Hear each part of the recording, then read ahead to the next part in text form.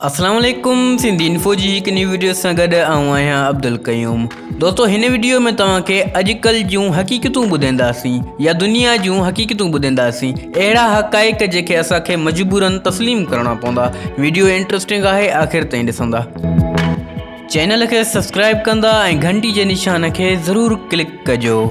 पैसो ख़र्च करणु रिसर्च में साबित थियो है तो जेके मानू चीज़न ते खर्च करन था, जी कपड़ा, चप्पल, बूट, टीवी, मोबाइल, गाड़ी, मोटर या गिफ्ट वगैरह, उन्हनि जी खुशी आर्जी होंदी है। इन जे बदिरां जेके मानू तजुर्बात ते खर्च करन था, जी घुमण फिरण, पंहिंजे दोस्तन सां पंहिंजे शहर ॻोठ खां ॿाहिरि वञण या दोस्तन सां गॾु होटल ते मानी खाइण, इन चीज़ जी खुशी घणी देर हलंदी है।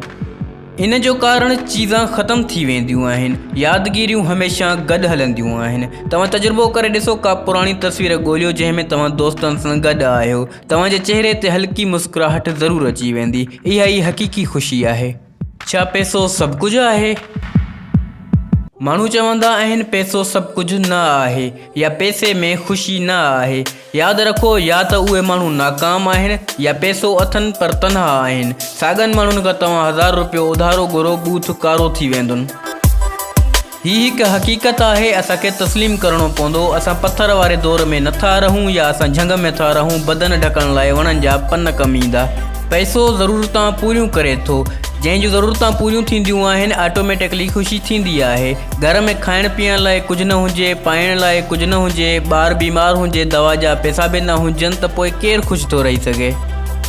इन लाइ इहो चई पैसो सभु कुझु न आहे, महिनत ऐं कोशिशि करणु छॾे ॾियणु, इहा हिकु वॾी बेवकूफ़ी आहे ऐं नाकाम माण्हू जी निशानी आहे। ॿियनि ते पैसो ख़र्च करण सां ख़ुशी मिलंदी आहे। इन में तव्हांखे हैरानगी त ज़रूरु थींदी, पर जॾहिं असांजे कंहिं वेझे खे पैसनि जी अशद ज़रूरत हुजे, उन सां का सख़्तु मजबूरी हुजे, तव्हां वटि वधीक पैसा पिया रहनि, पंहिंजे भाउ भेण, माउ पीउ, दोस्त, कज़न खे ज़रूरत में पैसा ॾियणु या कंहिं ख़ैराती इदारे में पैसा ॾियण सां तव्हां पंहिंजी शख़्सियत मां मुतमिन थी वेंदा आहियो। जॾहिं इंसान पंहिंजी शख़्सियत मां मुतमिन हूंदो आहे, उनखे दिली ख़ुशी मिलंदी आहे। कुराड़े माण्हू खां नौजवान वधीक परेशानी में हुजे थो। इन जो कारण इंसान वटि 20 खां 40 साल ताईं सिर्फ़ु 20 साल हुजनि था। उन में नौजवान वटि डिग्री बि हुजे थी। बार बार डिग्री खे ॾिसी मूड ख़राबु हूंदो अथसि। डिग्री त आहे, नौकिरी न आहे। जेकॾहिं का नंढी वॾी नौकिरी अथसि बि, उन मां ई घरु ठहिणो आहे, शादी करणी आहे, ॿारनि खे पढ़ाइणो आहे, घर जो किरायो ॾियणो आहे, मुख़्तलिफ़ बिल पे करणा आहिनि, जवानी आहे, सुठो खाइणो पीअणो आहे, घुमणो फिरणो आहे। लेकिन कुराड़ो माण्हू इन चीज़नि खां परे आहे। हू इहो वक़्तु गुज़ारे आयो आहे। हाणे सभु वज़न औलाद ते आहे। इन करे रिसर्च मां साबित थियो आहे त अॼुकल्ह कुराड़े माण्हू खां नौजवान वधीक परेशान आहिनि। ॿारनि खां छा छा सिखी सघूं था? हार न मञणु।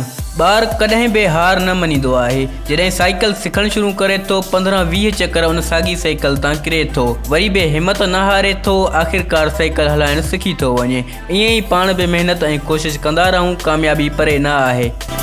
ॿारनि जा सवाल। ॿार अक्सर सवाल कंदा रहंदा आहिनि, तॾहिं त हू जल्दी सिखी वेंदा आहिनि। जेकॾहिं असांखे बि का चीज़ सम्झ में न अचे, उन ते शर्मिंदा थियण बदिरां कंहिं खां पुछी वठूं त ज़िंदगी में घणो कुझु सिखी सघूं था। बचपन ख़त्म थी वियो। चवंदा आहिनि, को दौर हुयो, लिक चप हूंदी हुई, साइकिल जी ड्रोड़ हूंदी हुई, ॻोठ जी वाहनि में तड़ हूंदा हुआ, शहर जी घटियुनि में लितर गोही या बंदर किला हूंदो हो, ॾिटी ॾकर हूंदो हो ऐं घणो कुझु हूंदो हो। हिकु ज़िंदा बचपन हुयो, पर मोबाइल सभु ख़त्म करे छॾियो। उन दौर जे ॿारनि खे का परेशानी न हूंदी हुई। अॼुकल्ह ॿार डिप्रेशन जो शिकार आहिनि। वजह पुछो, चवंदा चिकन डिनर न मिलियो। हीअ हक़ीक़त आहे, मोबाइल खां बाद ज़िंदगी तब्दील थी चुकी आहे। बचपन बि ख़त्म थी चुको आहे। हाणे 7 साल जे ॿार खे दुनिया जी सारी सम्झ आहे। उम्मीद आहे दोस्तो ही दिलचस्प हक़ीक़तूं ऐं वीडियो तव्हांखे पसंदि आई हूंदी। वीडियो खे लाइक ज़रूरु कंदा ऐं चैनल खे सब्सक्राइब। मिलंदासीं अगली वीडियो में। अल्लाह हाफ़िज़।